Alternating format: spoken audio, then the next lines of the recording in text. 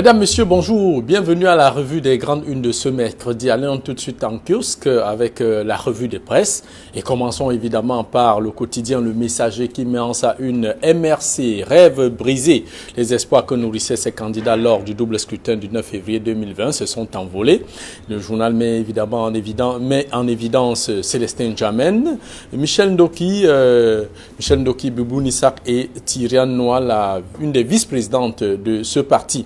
Le journal a aussi donné la parole à un certain nombre d'acteurs politiques qui se sont prononcés sur cette décision du MRC de se retirer, avec Emmanuel Tonga le régional du SDF Centre qui dit que le MRC a totalement raison, et le professeur le docteur Richard Macon, spécialiste en droit international des investissements, qui dit que c'est un coup de maître, un événement qui a d'ailleurs marqué cette fin d'année 2019, et Eric Mathias Owonangini, politologue, de dire que le boycott du MRC vise à endormir le régime.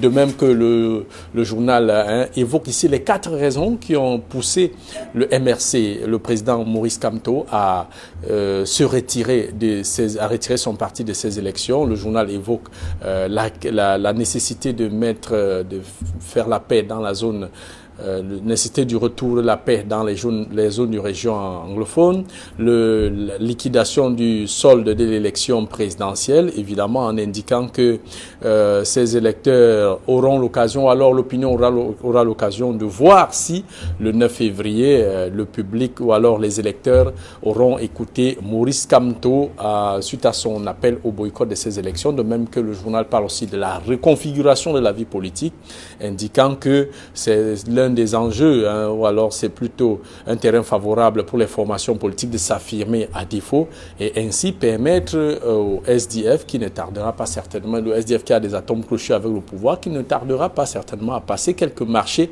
pour essayer de conserver sa place de leader de l'opposition, de même que le RDPC est sur la sellette avec ce retrait du MRC, le RDPC dont la première victime de ce boycott, alors que tout était mis en œuvre pour que le MRC ne franchisse pas la barre des 14% dans les mairies à l'Assemblée nationale.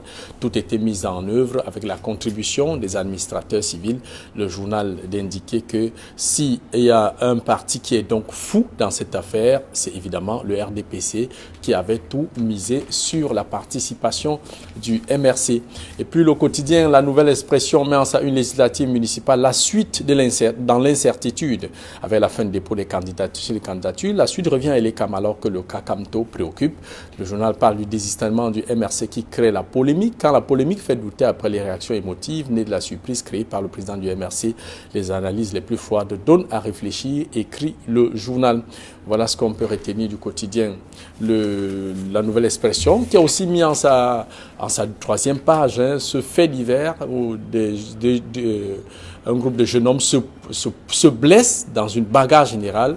Ils bagarrent pour un billet de 10 000 francs que l'un d'entre eux a ramassé, et les autres d'exiger le droit de l'œil, ce que le concerné a consenti à leur donner 1 500 francs. Ils ont trouvé et jugé que cela était petit, il fallait la moitié. Et du coup, ça a dégénéré donc, et blessures, déchirures de vêtements, ils se sont tous retrouvés à l'hôpital.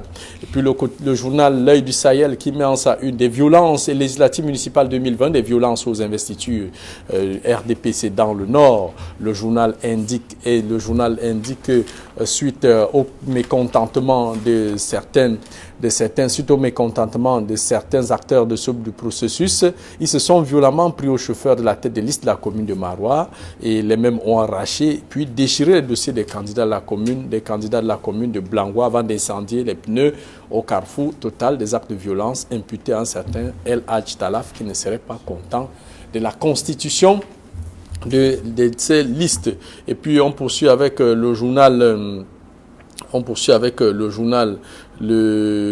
Mutation qui marche à une Assemblée nationale, session buissonnière. Le journal indiquant ici que tous les députés ont déserté l'Assemblée pour pouvoir se consacrer à la constitution de leur dossier. Et puis toujours sur cette actualité, le journal parle des investitures dans la VINA, le RDPC au bord de l'implosion, toujours ces mécontentements autour de ces investitures. Puis le journal parle de la gestion de la crise anglophone, émergence Jean-Paul bien encerclé par l'Union africaine, la francophonie et le Commonwealth pour tenter de trouver des solutions et mettre fin à la crise anglophone dans ces deux régions du Cameroun. Et puis le journal Ouest Echo qui met en sa une coup d'État contre Ayoub Tabé, sortie diplomatique de type ornage, volte-face du MRC sur les élections. Quel est le lien? Le journal tente de faire un décryptage de tout ce faisceau d'informations. Voilà ce qu'on peut retenir de la revue de presse parue en kiosque ce matin. Place à présent avec nos invités du mercredi qui sont déjà évidemment là. Casimir Désiré Tagno, bonjour et bienvenue à la revue des grandes unes avec évidemment l'actualité qui vous a le plus marqué cette semaine. Bonjour Jean-Paul, bonjour Idriss, bonjour à tous ceux qui nous regardent un peu partout dans le monde. L'actualité qui m'a marqué, ça va peut-être pas vous surprendre, c'est ce ballet diplomatique qui est en train de se dérouler du côté de Yaoundé. Vous savez, en l'espace de quelques heures, tous les grosses pontes de la diplomatie internationale se retrouvent à Yaoundé, en l'occurrence les secrétaires généraux du Commonwealth et de la francophonie, l'Union africaine, le président de la commission africaine de l'Union africaine, Faki Mahamat, le Tchadien, donc ce qui présage de quelque chose qui va sûrement se passer à Yaoundé. Il doit y avoir quelque chose à Yaoundé. Je suis persuadé que ce qui va se passer est extrêmement lié à l'acte que vient de poser Maurice Kamto en décidant de ne pas aller à l'élection couplée du 9 février 2020. Pas avec la crise anglophone, la gestion de la crise anglophone, d'ailleurs le titre de... Puisque on ne peut pas séparer, et on ne peut pas séparer les deux, on ne peut pas dire que... C'est l'une des raisons que le retrait de Maurice Kamto a pour raison, l'une des raisons principales, c'est justement la violence, les crises qui sévissent encore dans les régions du nord-ouest et du sud-ouest. Bonjour Idriss Lissom, bienvenue à la revue des grandes unes, l'actualité qui vous a marqué, peut-être depuis le début de cette semaine ou alors cette matinée. Bonjour Jean-Paul, bonjour à Casimir, bonjour à tous les téléspectateurs. Bon, triste ce matin et c'est une cartographie, une capture d'une image de ce que nous sommes. C'est cette actualité dans la nouvelle expression. 3 jeunes qui bagarrent pour 10 000 francs. Vraiment, peut-être que ça peut paraître un fait divers anodin, mais je vous assure que c'est la cartographie de ce que nous sommes. C'est-à-dire, et on a tellement honte, c'est-à-dire qu'est un peu zélé les Camerounais, nous tous, moi compris, de penser que nous sommes les plus intelligents, mais je suis surpris que les Camerounais sont les plus intelligents et le pays va mal. De penser que nous sommes les plus malins, je suis surpris que nous sommes les plus malins et rien ne marche. Et de penser que nous sommes les plus sages et on ne peut pas s'asseoir et s'entendre. Voilà un jeune homme qui ramasse 10 000 francs sur la chaussée et les autres viennent et lui disent le droit de l'œil. Jean-Paul, il accepte de leur donner 1500. Oui, 1500 même pas là, mais il refuse. C'est-à-dire que les autres refusent. Et la bagarre, ils vont dépenser presque 50 000 parce qu'ils sont surtout à l'hôpital de Lobaba. Ces jeunes-là blessés. Et vous voyez, c'est-à-dire qu'au lieu de 10 000 francs qui devaient se partager, et même qu'est-ce qu'on appelle droit de l'œil. Et c'est ça la nature du Camerounais d'aujourd'hui. Le Camerounais d'aujourd'hui qui ne veut pas être un Camerounais nouveau, c'est ce Camerounais qui veut gagner là où il n'a pas travaillé. C'est ce Camerounais qui pense qu'il faut qu'il ait sa part, parce qu'il a vu le droit de l'œil. C'est quoi cette notion de droit de l'œil?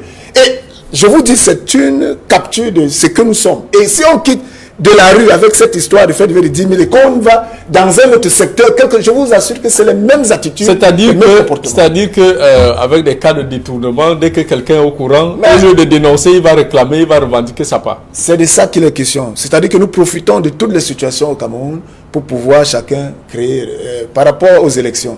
Moi, j'ai eu la chance d'enquêter et de suivre, de faire le tour dans les tribunaux à certains endroits où là où il y avait des papiers. Je vous assure, il n'y a jamais eu une instruction qui vient de Yaoundé.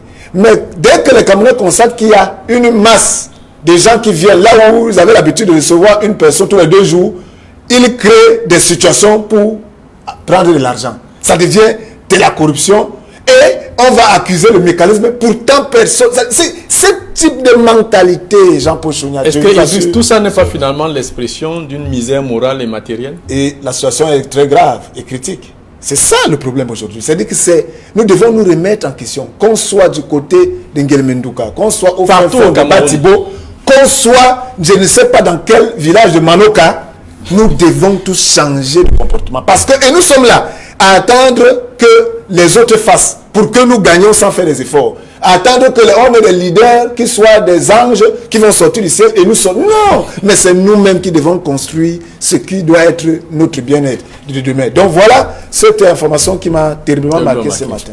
Alors, Casimir Désiré Tagnin, on va commencer avec cette information à une du quotidien Le Messager.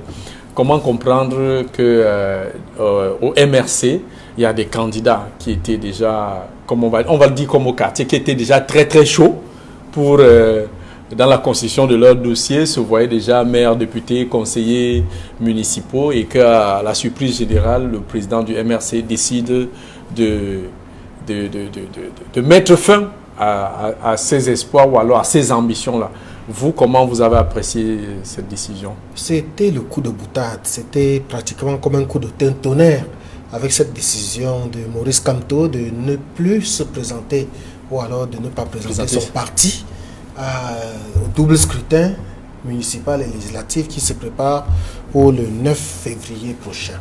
Et en dehors de la surprise générale, les militants même du MRC étaient les premiers surpris. Parce qu'il faut dire que s'il y avait quelque chose qui se tramait, s'il y avait un peu de l'unanimité, Tyrian Noah, Célestin Jamen, Albert Zangan, Bibou Nissak n'auraient pas constitué les dossiers. Puisque, d'ailleurs, vous avez vu ici... Maurice Kamto les a pris de court alors. Maurice Kamto a pris tout le monde de court, à commencer par ses propres militants à lui. Puisque même son précaré n'était pas au courant. Et cette décision a tellement fait mal que même ses partenaires d'hier, ceux avec qui il a fait la prison, comme Paul-Éric Kingé, n'a pas pu constituer la liste, ne serait-ce que dans son précaré, qui est le Mongo, parce qu'il savait que le MRC devait être là. Je suis sûr que s'il y avait eu même une fuite d'informations, Paul-Éric Kingé et son parti politique auraient constitué la liste un peu partout. Et je comprends aujourd'hui pourquoi, lorsqu'on a parlé de mutualisation des forces, moi j'ai vu des candidats du SDF et même de certains partis politiques, le MP, l'UDC et autres, qui sont allés vers les candidats du MRC ou alors vers Maurice Kamto pour chercher la mutualisation. Alors le clair-obscur est resté jusqu'à la fin. Je dis jusqu'à la fin, jusqu'à quelques heures de la fermeture du dépôt de candidature. C'est là où Maurice Kamto a pris tout le monde de court. Mais je crois qu'il faut scruter pour comprendre qu'est-ce qui va se passer. Vous savez, Maurice Kamto n'est pas un néophyte politique. Maurice Kamto n'est pas n'importe qui. Maurice Kamto ne peut pas se faire harakiri. C'est-à-dire, il ne peut pas scier la branche sur laquelle comme ça, il est assis. Puisqu'il est sûr, il sait, en tant que juriste, en tant que professeur agrégé, que s'il n'a pas un seul candidat élu, que ce soit au municipal ou au législatif, il ne pourra plus se présenter à l'élection présidentielle de 2025. Il le sait très bien, il a même déclaré cela. Mais s'il l'a fait, ça veut dire qu'il sait pourquoi il le fait. Ça veut dire qu'il sait qu'il y a quelque chose qui va se passer. D'ailleurs, il a dit qu'il faut s'attendre entre le 9 février ou même avant, qu'il faut s'attendre à quelque chose qui va se passer. Et cette chose qui va se passer, nous, aux jeunes enquêteurs, on peut vous le dire aujourd'hui, il n'y aura pas élection législative et municipale le 9 février. Il y aura simplement et purement un report de ces élections-là. Parole de Casimir Désiré Tagnin du jeune. Vous m'en rendez compte. Joseph Idriss Lissom, je dois préciser que vous êtes, parfois j'ai envie de dire que vous êtes un acteur de la société civile. Vous participez beaucoup à l'activité citoyenne. Quand vous regardez cette décision de Maurice Kamto, avec tout ce qui a été évoqué comme élément, quelle appréciation vous avez fait de cette décision? Bon, une appréciation à deux niveaux. Je peux adhérer au premier niveau, adhérer aux propos de Casimir lorsqu'il parle d'une stratégie et d'un agenda caché que, bon, lui, il a peut-être dévoilé le secret, bon, mais que Maurice Kamto a eu. Je pense que sur le plan stratégique, n'est pas participer à cette élection qui arrive en relevant les éléments qui ont été énoncés. Lorsqu'on parle de difficultés à constituer les dossiers, c'est une réalité que tout le monde a eu à voir. Lorsqu'on parle de la crise au nord-ouest, au sud-ouest, avec tout ce que cela comporte, les déplacés internes, externes, c'est une réalité. Donc plusieurs partis ont eu à poser le problème avant même qu'on le convoque. Et que même le SDF avait dit que s'il n'y avait pas... Voilà, avant qu'on le convoque même le corps électoral. Lorsqu'on parle de troisième élément... la crise du Nord-Ouest. Non, la crise du Nord-Ouest déjà et le code électoral. Le code électoral. Tout le monde est d'accord parce que cette problématique, même avant la présidentielle, a été posée sur la table. C'est des éléments qui étaient des raisons pour que l'opposition, en gros, qu'un parti politique, il y en a même certains, comme le CPP de Kawala, qui ont dit qu'ils ne participeraient pas à ces élections. Alors, le MRC dit, je vais participer. 3 semaines après, à la veille, quand ils regardent la cartographie, ils constatent que la réalité des faits fait qu'ils ne peuvent pas participer. Dans la réalité, parce que si on a 360 circonscriptions communales et si on a presque de 80 circonscriptions pour les législatives et qu'on se retrouve qu'on ne peut même pas être à 130, à 180, donc même pas la moitié pour un parti qui est sorti deuxième. Mais je dis que tout cela, quand on fait la lecture, il faut comprendre que l'élection présidentielle, Jean-Paul Chouniat, n'est pas l'élection municipale et législative. À l'élection présidentielle, on peut avoir un parti politique qui est même dans un arrondissement et on se lève pour être candidat à la présidence. On prend ce grand moment pour présenter un projet de société et dire que nous voulons toucher les citoyens et on a ce projet. Et on travaille à avoir peut-être des scrutateurs. Mais qu'est-ce qui s'est passé, Jean-Paul Chouniat? En 2018, on a vu des candidats à la présidentielle, je suis désolé, qui n'ont pas pu avoir des représentants, des scrutateurs dans les 22 000 bureaux de vote. C'est-à-dire qu'il y avait, ou bien s'il y avait des gens qui avaient la sympathie, mais il n'y avait pas une machine. C'est parce que le parti politique, c'est une machine. Et cette machine-là, elle doit se retrouver dans chaque région, dans chaque département, dans chaque arrondissement. Et il faut que les Camerounais comprennent. La politique, ce n'est pas parce que je viens parler à la télé. La politique, ce n'est pas parce que je parle sur les réseaux sociaux. La politique, c'est sur le terrain, Jean-Paul Chouniat. Jean-Paul Chouniat, sur le terrain, on doit mettre la machine. Un parti politique doit avoir les représentants régionaux, les représentants départementaux, les représentants par arrondissement. C'est de ça qu'il est question. Parce qu'à ce moment-là, lorsque vous avez cette représentation, cette cartographie sur tout le Cameroun, vous pouvez dire, claquer d'un bout de doigt, comme les représentants se lèvent à l'est, ils vont se lever. Qui se lève à l'extrême nord, ils vont se lever. C'est le travail de fond qui a fait. C'est un travail de terrain. Donc les gens ont peut-être la sympathie, je ne sais pas de qui, dans telle région, ils attendent de voir même qu'on vient même les remettre ensemble pour qu'on les fasse. Parce que c'est de ça qu'il est question. On ne va pas attendre l'élection pour dire. Donc vraiment, ça ne veut pas enlever que tout ce que le MSC a relevé est faux, mais ça remonte l'autre façade, qui est qu'au-delà de la critique, au-delà de tout ce qu'on relève qui ne marche pas dans notre pays, c'est tout le monde le sait. Quelles sont les solutions? Les solutions commencent par l'éducation politique qui doit toucher les Camerounais des villages jusqu'à ceux qui sont dans les grandes villes. Et ça, il faut l'élection locale pour démontrer qu'il y a encore du travail à faire. Casimir Désiré Tagne, est-ce que tel que c'est écrit dans le quotidien Le Messager, le RDPC avait visiblement centré sa stratégie contre le MRC. Le fait que le MRC ne participe pas à cette élection, on a vu certains réagir de façon un peu dure sur les réseaux sociaux. Est-ce que pour vous, au regard de toutes ces difficultés, parce que même les sociopolitistes reconnaissent qu'avec toutes ces difficultés, le MRC ne pouvait pas se déployer véritablement sur l'ensemble du territoire et voyant, j'ai envie de dire, voyant une sorte d'humiliation venir et qu'évidemment les 14% que Maurice Kamto a eu à l'élection présidentielle, il était fort probable qu'il n'ait même pas ce taux-là aux élections locales, d'où son retrait. Dans tous les cas, Jean-Paul, le MRC est aujourd'hui présenté comme la deuxième force politique au Cameroun, après le RDPC. On dirait alors la première force de l'opposition. Alors, crois que si on avait organisé les élections dans ce contexte-là, le MRC aurait peut-être eu une déculottée. Moi, je ne pense pas. Moi, je crois même plutôt que si l'élection était organisée, c'est une razzia totale que le MRC était en train de vouloir démontrer. Est-ce que les signaux... Les signaux sont là. Je veux dire, est-ce que les difficultés enregistrées lors de la constitution de ce dossier n'étaient pas aussi un signal fort pour indiquer que la campagne risque d'être... Malgré les difficultés à constituer les listes, les candidats MRC se sont battus. Et ils se sont battus comment? Il y en a qui ont payé 50 000 francs pour obtenir les moindres pièces, comme le certificat de non-imposition, comme l'attestation de domicile, où on se retrouvait, les sous-préfets, les chefs des quartiers et autres responsables des impôts se trouvaient être obligés, quand ils n'ont pas fermé les bureaux, à demander des fortes sommes aux candidats. Et ils l'ont fait. Malgré cela, ils ont réussi à constituer les listes. Mais vous savez que dans toute formation politique, il y a la discipline du parti.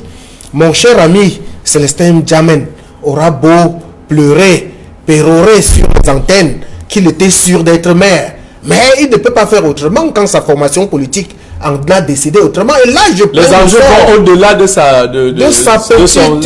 petits rêves qui sont brisés, l'a dit le messager. Et là, justement, je plains le sort des nombreux candidats qui ont démissionné de certains partis politiques pour venir au MRC. Ils sont nombreux. Donc, pour vous, ça permet de savoir qui sont les vrais militants du MRC. Maintenant, on n'a même plus besoin de savoir qui est militant ou qui ne l'est pas. Il y a une impasse totale qui va se passer. Et je crois savoir que s'il y a élection le 9 février, le résultat ne pourra être qu'un résultat biaisé. Parce que vous faites une élection avec le principal à écouter. Jean-Paul Chignal, lorsque vous venez dans un ring de boxe et que votre adversaire plie les chines, vous n'allez pas dire que vous êtes très fort. Vous allez même avoir honte à vous-même. On se mesure toujours par rapport à quelqu'un de plus fort. Vous mesurez à l'adversité de l'autre pour savoir si vous êtes vraiment fort. Vous arrivez dans un match de football, l'adversaire dit que ok, et j'ai vécu cela en 1987 avec PWG de Bamenda, qui était en train de jouer contre, je crois bien, Racine de Bafoussam. Il fallait que Racine de Bafoussam marque 7 buts pour passer. Après 3 buts, les joueurs de PWG ont seulement pris le ballon. Ils ont dit, you don't win. Vous avez gagné. Alors Racine n'a pas pu accéder parce qu'il fallait atteindre un certain quota. Donc, il faut qu'on se mesure face à l'adversaire pour savoir si on est fort ou si on ne l'est pas. Si l'élection, si le RDPC ou le pouvoir en place persiste à organiser l'élection le 9 février, le résultat sera un résultat biaisé et ce sera tant pis pour la déchirure. Le taux de participation. Non seulement, rappelez-vous, c'est exactement le schéma de 1992 qui est en train de se réécrire. L'histoire de 1992 risque de se réécrire. Il faut tirer les conséquences de ce qui s'était passé en 1992 pour écrire l'histoire de 2020. Et nous ne souhaitons pas que les mêmes causes produisent les mêmes effets. Idriss, sur cette décision du MRC, comment comprendre quand même que les partis d'opposition, en l'occurrence, ou alors les d'autres partis qui vont aller en compétition, en l'occurrence le RDPC, au lieu plutôt de jubiler que voilà, l'adversaire a débarrassé le plancher, on ira tranquillement aux élections, mais on entend des choses, c'est la mort politique du MRC, c'est tout et tout. Pourquoi, pour quelle raison peut-on se préoccuper de quelqu'un qui décide de mourir? Bon, moi je voulais déjà dire, pour rebondir, avant de répondre, dire à Casimir que 92, ce n'est pas 2019. Et à 92, c'était des acteurs totalement différents. Vous voyez? Et vous voyez qu'en 92, le SDF n'était pas venu aux élections législatives du 1er mars, mais ils étaient au présidentiel, à l'Union pour le changement, qui était une vraie union, et tout ça. Donc c'était un autre contexte. Précise, Idriss. En 92, on sortait d'une tripartite. Comme en 2019, on sort du grand dialogue. En 92, le SDF était la deuxième force, la première force de l'opposition. Mais ce n'est plus les mêmes époques. En 2019, le MRC est la première force de l'opposition. C'est le même schéma. Et vous vous souvenez, l'UNDP qui avait eu 68 députés, vous croyez que c'est parce que l'UNDP était très fort? Donc c'était juste pour apporter un peu d'eau dans son moulin pour qu'il soit... Je ne pense pas que le SDF en 92, c'était un acteur à cette époque très présent. 92. Le SDF n'était pas la première force politique en 92. De l'opposition. C'était l'UPC et l'UNDP. L'UNDP de Samuel Lebois. Il faut bien retenir cette affaire. Je dis bien, c'était l'UNDP et l'UPC qui étaient des leaders de l'opposition. Et lorsque on enlève Samuel Opoa à la tête et que Bello Bouba prend, c'est là où les déboires de l'UNDP commencent. Bon, ça c'est une autre chose. Je dis, c'est des contextes totalement différents. Maintenant, en 2019, nous savons que, Jean-Paul, le MRC, en début de cette année, a demandé aux citoyens en âge de voter de ne pas s'inscrire. Première déclaration. Ça, il faut le noter. Le MRC, ils ont été embastillés. Ça a empêché le MRC en tant que parti politique à pouvoir étendre son appareil. Deuxième élément. Troisième chose, lorsque le MRC, il y a le grand dialogue, on n'était pas là, c'est vrai. Lorsque on lance maintenant les opérations, on convoque le corps électoral, le MRC s'est réfléchi et s'est dit, mais attention, dans la logique, le MRC n'aurait jamais participé à cette élection parce que la réalité est que entre 2 janvier aujourd'hui, il n'a pas travaillé comme parti. On a embastillé les leaders de ce parti qui n'ont pas pu se déployer. C'est une et puis libéré en plein dialogue national, voilà, en plein grand dialogue. C'est pour dire que il ne faut pas nier cela. Et juste après, le corps électoral est convoqué. Je répète que nous sommes dans une élection locale. Une élection locale veut démontrer que le parti politique a éduqué, a recruté les militants, a éduqué ses militants, a préparé les militants à se préparer pour pouvoir gérer leur commune et être représentant à l'Assemblée nationale. On ne se lève pas un matin ou commencer à dire parce qu'il y a l'aura de MSC que par exemple je vais même être maire. Parce qu'il y a beaucoup de gens là qui ne connaissent même pas comment mettre la campagne pour être du conseil municipal, qui ne savent pas comment mettre la campagne pour être... Le seul mérite pour eux c'est d'être militant du MSC. C'est pour cela que je dis que les Camerounais, il faut que nous changions d'attitude.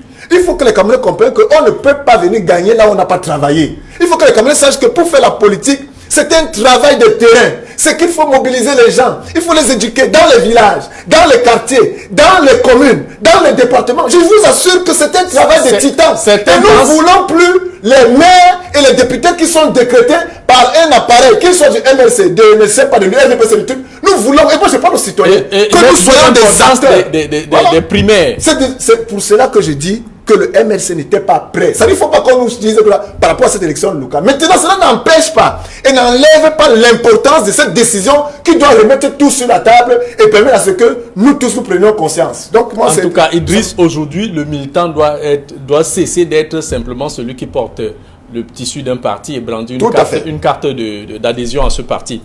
Casimir Désiré Tagner, pour sortir de ce dossier des législatives de 2020, parlons de ces violences survenues lors des investitures RDPC dans le Grand Nord. Il y a les mêmes tensions dans la Vina, il y a eu cette tension à l'extrême nord Cameroun. Comment comprendre qu'aujourd'hui, des militants d'un même parti politique qui ne mettent pas l'intérêt du parti au-dessus, mais les ambitions personnelles, comment comprendre jusqu'où ira-t-on avec ces bagarres des investitures? Est-ce que ça permettra au parti de mieux préparer la campagne électorale? N'aura-t-on pas des candidats qui seront, par respect de la discipline du parti, sont dans le parti, ils font la campagne pour la tête de liste choisie en journée et la nuit, ils font la campagne pour un parti concurrent? C'est le loup dans la bergerie, Jean-Paul Chignon.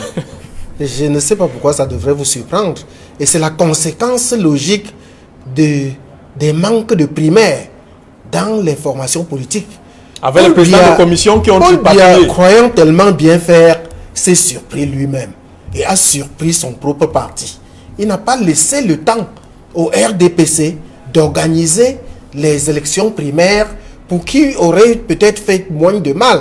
Ce qui se passe dans le Grand Nord, avec ces déchirures que vous avez mentionnées, c'est exactement ce qui se passe un peu partout. Même si ailleurs, on n'a pas bagarré de manière violente au vu et au sud. Il y a eu des messes de minuit. Moi, j'ai observé des messes de minuit ici dans le littoral, dans le Vouri notamment, un peu partout, que ce soit à Vouri centre, que ce soit à Vouri est ou même à Newbel, qui est mon fief naturel. Je ne suis pas peut-être homme politique, mais je me considère comme un Newbelois, puisque j'y ai vécu pendant très longtemps. J'ai vécu des choses pas très catholiques de ce côté-là. On n'a pas peut-être bagarré publiquement, mais on a frisé, on a frôlé pratiquement la bagarre. Et c'est un peu partout comme cela, même au MRC, que l'on est en train de dire là tout à l'heure. C'est les mêmes bagarres. Il y avait une histoire de bagarre, peut-être bagarre dans la poche, Parce que cette fois-là, ce n'était pas bagarre physique, ce n'était pas au corps à corps. Il faut pas C'était dans la poche. On disait un peu partout qu'il y avait des leaders qui étaient en train de prendre des sommes d'argent pour investir des candidats à certaines listes des... Ce qui reproche au RDPC, ils le font exactement. Donc c'est pour vous dire que Jean-Paul Chignac, ça s'est passé un peu partout. Nous sommes à l'apprentissage de la démocratie. Il faudrait qu'on apprenne la démocratie de manière intégrale. La démocratie implique que la base s'exprime. C'est la loi de la majorité. On ne doit pas venir parce qu'on est ministre imposer X ou Y pour être candidat alors que la base en voudrait autrement. Et là, je voudrais vous dire quelque chose qui va vous surprendre par rapport à Nubel. J'insiste sur Nubel parce que nous avions à Nubel un député qui était déjà à son deuxième mandat. Et pour peu qu'il y a eu une petite sorte d'élection primaire, on l'a battu de manière copieuse et il ne sera plus le candidat, sauf si le sommet en décide autrement. Donc, si la base essayait si on impliquait la base dans ces élections-là, je suis sûr qu'il n'y aura pas eu que la base est maintenant très éveillée. Et je dis ces violences sont un peu partout dans tous les partis politiques. C'est pas seulement une affaire du RDPC ou du MRC et les autres. C'est tous les partis politiques qui sont concernés et c'est à cause du manque des élections primaires qui concernent l'élection à la base pour que la base se manifeste et choisisse ses candidats par elle-même. Idriss? Oui, juste pour dire que Jean-Paul, il faut que nous sachions que c'est pour ça que je parlais tantôt de l'éducation politique. Nous sommes, que vous preniez le RDPC, que vous preniez le PCRN, le MRC et l'UNDP, tous ces partis, ceux qui sont des élus n'ont jamais montré la capacité qu'ils représentaient les masses. Quand un député est élu, combien de députés au Cameroun sur les 180 ont des permanences parlementaires connues? Avec même un tableau où dit que je reçois de tel jour à tel jour. Combien? Il y en a même qu'on après ne connaît pas. Donc pour dire que même ces députés qui sont là, ils ne savent même pas à quoi ils servent. Ça, il y en a même qui ne connaissent pas, qu'on ne connaît pas leur domicile. Voilà. Et maintenant les conseillers municipaux. Combien ont organisé le comité de quartier? Combien ont organisé les comités de village pour prendre les problématiques? Combien? Mais vous les voyez bagarrer pour être candidat. Parce que pour eux, comme on a dit qu'il y aura la décentralisation, voilà les raisons. Ils sont là, ils bagarrent. Dès que quelqu'un n'est pas sur la liste, il dit qu'il va aller voter l'opposition. Voilà ce genre de Camerounais que nous ne voulons plus, Jean-Paul. Il faut que ça cesse. Les gens ne sont plus là pour le parti et l'idéologie. Ils sont là pour des strapontins, pour des positions. Personne ne regarde l'intérêt général. Dès que quelqu'un n'est pas sur une liste, il devient le premier opposant de la liste. Et pour l'autre, c'est ce type de militant, qu'il soit du LDPC, on ne veut plus le voir. Qu'il soit du MRC, on ne veut plus ce type de personnes. On veut des gens convaincus, capables de dire et pas surtout patient et prêt à servir les autres. À savoir que tel peut nous représenter. S'il n'est pas efficace demain, le prochain mandat, on va le remplacer. Des gens sans qualité de leadership. Ça. Et là, j'accuse les partis politiques. Jean-Paul Chignac, tous ces partis ne veulent pas former leurs militants. Parce que ceux qui sont à la tête pensent que dès qu'ils vont former les militants, ils ne vont plus les berner. Donc, que ces partis, voilà les conséquences. Il faut les maintenir dans cet obscurantisme en faisant comme si on jetait les petits miettes. Il faut que ça cesse dans tous les partis. En tout cas, la chambre publique fera le travail. Ah oui.